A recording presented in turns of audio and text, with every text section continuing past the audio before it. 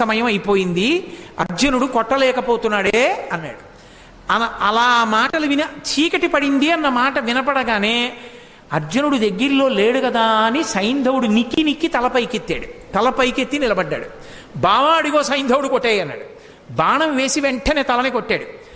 కొట్టగానే మాయాతిబిరాన్ని తొలగించాడు. చీకటి పడ్డా కొట్టాడందాం అనుకున్నారు, మళ్ళీ సూర్యుడు పైకి వచ్చాడు. అమ్మా మనం పొరపాటు పడ్డాను రా, సూర్యాస్తమయం అవ్వలేదనుకుంటున్నారు. సైంధవుడి తల బావా కింద పడిందో నీ తల 100 వక్కలైపోతుంది.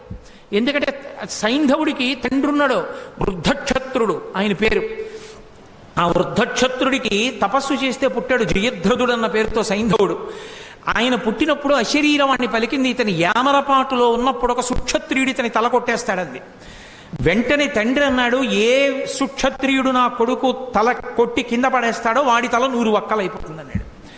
ఎవడు తల కొట్టేస్తాడో, తల కొట్టి కింద పడేస్తాడో వాడి తల 100 వక్కలవుతుంది అన్నాడు.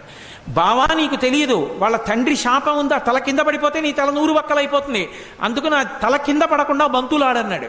ఓ పక్క యుద్ధం చేస్తూ ఓ పక్క బాణం వేస్తూ సైంధవుడి తల కింద పడకుండా పైన బంతులాడాడు. బావా ఇటు యుద్ధం కష్టంగా ఉంది, పాశుపతాస్త్రం వేసి దీన్ని ఎక్కడో హిమాలయ పర్వతాల అవతల ఉన్నటువంటి ఆ శమంతక పంచకం దగ్గర కూర్చుని అసుర సంధ్య వేళ అవుతోందని సంధ్యావందనానికి కూర్చున్నాడు వృద్ధక్షత్రుడు. ధ్యానంలో ఉన్నాడు. ఆయన చేతుల్లో పడేటట్టు కొట్టు, వాళ్ళ తండ్రి చేతుల్లోనే పడుతుంది తలకాయ అన్నాడు.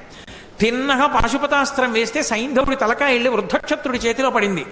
ఇదేమిట్రా అర్ఘ్యమిద్దామంటే చేతిలో తలకాయ పడింది, చెయ్యని ఇలా అన్నాడు కొడుకని చూసుకోకుండా. ఆయన చేతిలోంచి తల కింద పడింది కాబట్టి ఎవరి చేతిలోంచి తల కింద పడిందో వాడి తల 100 వక్కలు అవ్వాలి.